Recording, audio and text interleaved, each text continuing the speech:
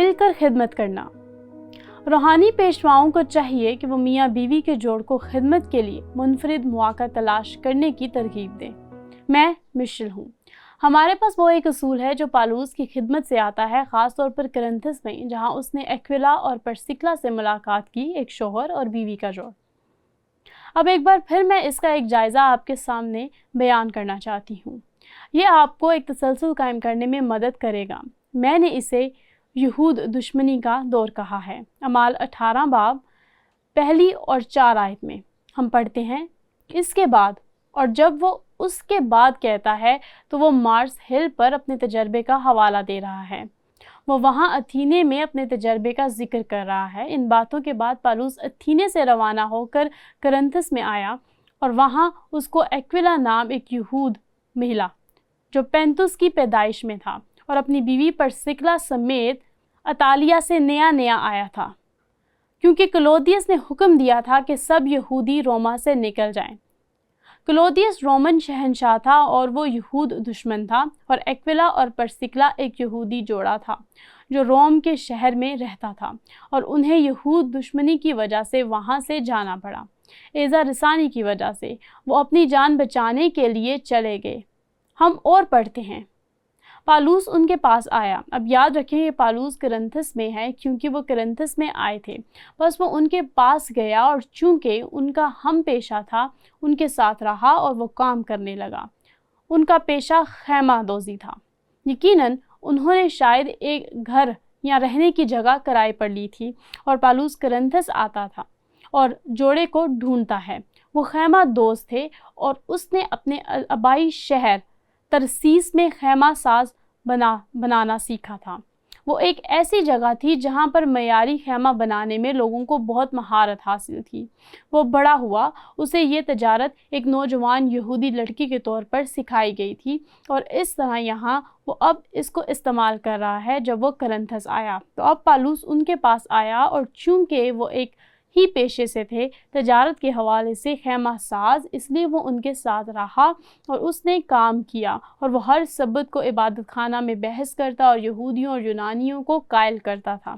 اب میں آپ کو اس کا ایک جغرافیائی تناظر بھی پیش کرنا چاہتی ہوں۔ جب پالوس اتھینے سے نکلا تو وہ غالباً زمینی رستے سے گیا، کیونکہ آپ زمینی رستے سے اس پار جا سکتے ہیں۔ میں اور میرا شوہر دراصل اس چوڑی سی سڑک پر بس میں سوار ہوئے ہیں جو کرنتھس تک جاتی ہے۔ تاہم پہلی بار جب ہم وہاں گئے تو ہم ایک بحری جہاز پر تھے، اور جب ہم کرنتھس کے قریب پہنچے تو ہم اس سرزمین کو دیکھ سکتے تھے، اور ہمیں چھوٹی کشتیوں میں سوار ہونا پڑا، کیونکہ جس جہاز پر ہم سوار تھے ان کے پاس اتنا بڑا اتار بند نہیں تھا کہ اسے سنبھال سکے، لہٰذا ہم چھوٹی کشتیوں میں بیٹھ کے اور کرنتھس پہنچے۔ ایک بہت ہی دلچسپ صورتحال یہ تھی کہ یہاں آج تک کرنتھس کے کھنڈرات ہیں۔ یہ ایک بہت اہم بندرگاہ کا شہر تھا، ایک بہت ہی غیر اخلاقی شہر، حتیٰ کہ یہاں ایک مندر بھی تھا، زوئس کا مندر۔ یہ وہ ستون ہے جو ابھی تک کھڑے ہیں، اور وہ پہاڑ بنیادی طور پر یہ پالوس کے آنے سے پہلے ہوا تھا۔ ہم جانتے ہیں کہ یہ استرات کا مندر تھا جو اس پہاڑ کی چوٹی پر تھا۔ وہ بڑی چٹان جس میں شاید 1000 طوائفیں رہتی تھیں، ہو سکتا ہے کہ وہ غلام تھی، لیکن وہ وہاں موجود تھی اور کرنتھس کے تمام لوگوں کے لیے دستیاب تھے، خاص طور پر ملاحوں کے لیے۔ یہ ایک بہت ہی بدکار، شریر شہر تھا۔ در حقیقت ہمیں خدا کے کلام کو کھولنے کا موقع ملا، اور یہاں میرے ساتھی اساتذہ میں سے ایک ہے جو کلام کی تعلیم دے رہا تھا۔ اقتباسات سے پڑھنا جیسا ہم آج پڑھ رہے ہیں وہیں کرنتھس میں، اور اعمال کی کتابوں کے ساتھ ساتھ کچھ خطوط کو پڑھنا جو ان کرنتھیوں کو ایمان لانے کے بعد لکھے گئے تھے۔ اب یہاں کیا ہوا کہ قریب اس جگہ جب پالوس کی واقفیت ایکویلا اور پرسکلا سے ہوئی، وہ ایماندار ہو گئے۔ وہ پالوس کی خدمت کرنے اور یسوع مسیح کی خوشخبری کی خدمت میں ایک بہت ہی وفادار جوڑے بن گئے۔ اب آخر کار وہ وہیں کھڑے ہو گئے۔ ویسے وہ وہاں 1.5 سال کے قریب رہے، اور پھر پالوس نے محسوس کیا کہ اسے آگے بڑھنا چاہیے تاکہ اپنا سفر مکمل کر سکے، اور اس لیے وہ افسس کو روانہ ہوا۔ اور اس طرح آپ دیکھ سکتے ہیں اس نے کرنتھس چھوڑا اور وہ اس کے ساتھ شامل ہو گئے۔ انہوں نے اس کے ساتھ سفر کیا اور افسس چلے گئے۔ اب اگر آپ اس متن کو پڑھتے ہیں تو عام جانیں گے کہ پالوس صرف مختصر وقت کے لیے افسس میں رہا، لیکن ایکویلا اور پرسکلا وہاں ٹھہرے رہے کیونکہ وہ اب بھی روم میں اپنے گھر واپس نہیں جا سکتے تھے، اس ایذا رسانی کی وجہ سے، اس یہود دشمن رویے کی وجہ سے۔ اور یہاں ایک شاندار مثال ہے کہ انہوں نے کس طرح خدمت کی۔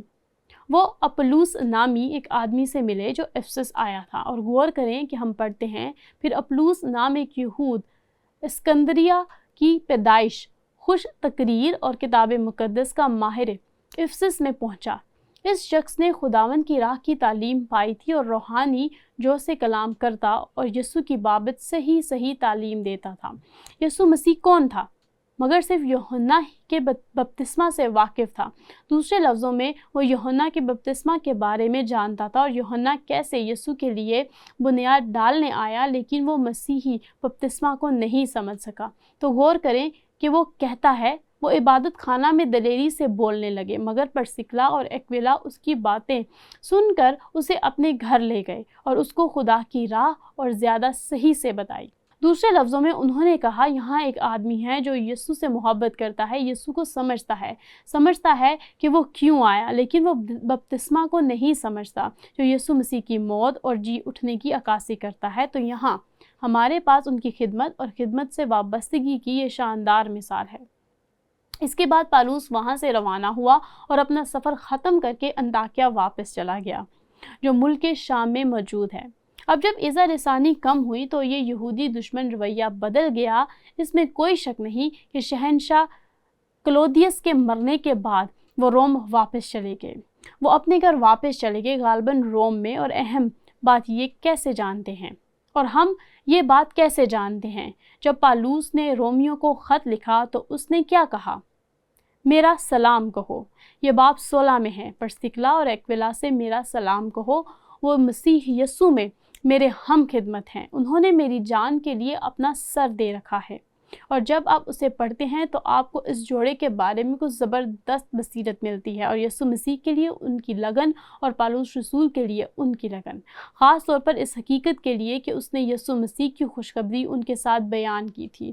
وہ یہودی تھے، وہ یقیناً خدا سے ڈرنے والے یونانی یہودی تھے، لیکن وہ نہیں سمجھتے تھے کہ مسیحا واقعی کون ہے۔ اور یوں وہ مسیح کے پاس آئے اور یوں وہ پالوس کے ساتھ ہم خدمت بن گئے۔ اور پھر وہ رومیوں میں اس سلام میں کہتا ہے، اور صرف میں ہی نہیں بلکہ غیر قوموں کے سب کلیسیائیں بھی ان کی شکر گزار ہیں، اور ہم ان تمام غیر قوموں کی کلیسیاؤں کو نہیں جانتے جو اس میں شامل تھی، لیکن ہم جانتے ہیں کہ تسلنیکیوں نے شاید ان کا شکریہ ادا کیا تھا، بیرین نے شاید ان کا شکریہ ادا کیا تھا، افسس نے شاید ان کا شکریہ ادا کیا کیونکہ وہ وہاں خدمت کرتے تھے، کرنتھیوں نے شاید ان کا شکریہ ادا کیا۔ یہ تمام کلیسیائیں غیر قوم سے تھی جہاں اس جوڑے نے خدمت کی تھی۔ اور دیکھیں کہ پالوس کہتا ہے کہ اس کلیسیا سے بھی سلام کہو جو ان کے گھر میں ہے۔ اور اب اس مقام پر مجھے لگتا ہے کہ آپ کچھ خالی جگہیں پر کر سکتے ہیں، اور وہ یہ کہ جب کلودیس نے روم میں یہودیوں پر ظلم ڈھایا تو وہ وہاں سے چلے گئے، انہوں نے اپنا گھر نہیں بچایا، انہوں نے غالباً اسے چھوڑ دیا اور اپنے نوکروں کے سپرد کر دیا۔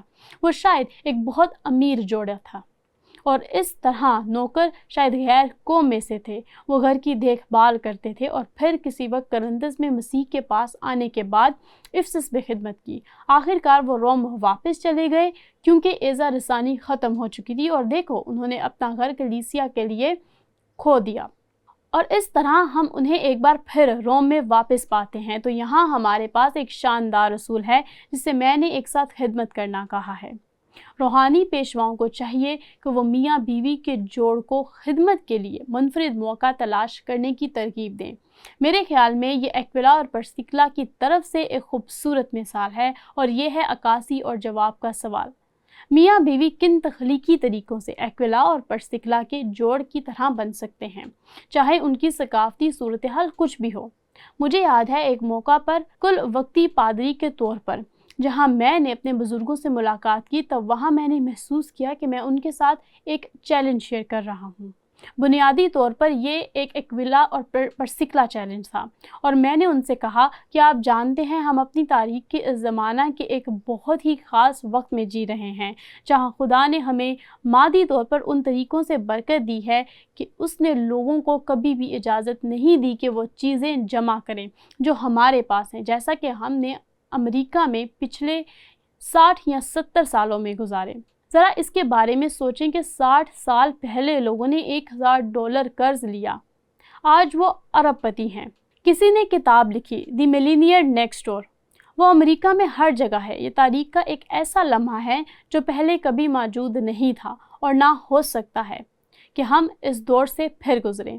میں نے صرف اتنا کہا، دیکھو اگر آپ مرد ہیں اور آپ کی بیویاں اپنی اجلت کی منصوبہ بندی کی صحیح طریقے سے کرتی ہیں تو آپ ابھی دینے والے بن سکتے ہیں، وفادار اور فیاض، جو وہ سب بھی تھے۔ لیکن میں نے کہا اگر آپ کے پاس وسائل ہیں تو آپ جلد اجلت لینے اور دنیا بھر میں مسیح یسوع کی ایکویلا اور پرسکلا جوڑ کے طور پر خدمت کرنے میں غور کر سکتے ہیں۔ اب ہر ایک کے پاس وہ وسائل نہیں ہوتے۔ ایک جوڑا تھا جس نے اسے بہت سنجیدہ لیا۔ انہوں نے وقت سے پہلے اجلت حاصل کی۔ انہوں نے اجلت حاصل کرنے کے بعد خدمت کے لیے 10 بار اپنے پیسوں سے روس کا دورہ کیا۔ اس کے پاس ایکویلا پرسکلا کے جوڑ کے طور پر ایسا کرنے کی صلاحیت تھی۔ ہم سب کے پاس ایسا کرنے کا موقع نہیں ہے، ہمارے پاس وسائل نہیں ہیں، لیکن میں جانتی ہوں کہ ان بزرگوں میں سے ہر ایک نے یسوع مسیح کی خدمت کے لیے ایکویلا پرسکلا کے جوڑ کے طور پر اپنے طریقے سے ان وسائل کے لحاظ سے جو خدا نے انہیں عطا کیے تھے ایک منفرد طریقہ بنایا تھا۔ تو میرے لیے یہ ایک شاندار مثال ہے کہ خدا ہماری زندگیوں کے ذریعے کیا کیا کرنا چاہتا ہے۔